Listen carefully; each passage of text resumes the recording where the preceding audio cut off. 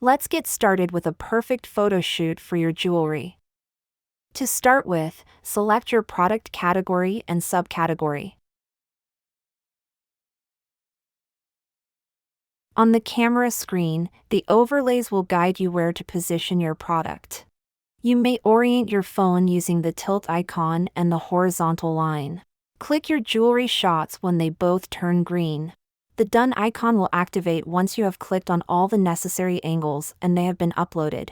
Now name the project, which should ideally be the same as you would want for your listings. Once you create the project, you will get access to a library of backgrounds relevant to your product category. Simply select any you like and preview the image. Choose your favorite background and apply it to your product. Click on Continue to Order and confirm your project. You will now see an order confirmation screen displaying your credit usage. Our AI will now do its magic, which will also be checked by our team of experts, and you will get back ready to use high-quality images in your gallery and email inbox. That's how simple it is to create pro photos for your jewelry.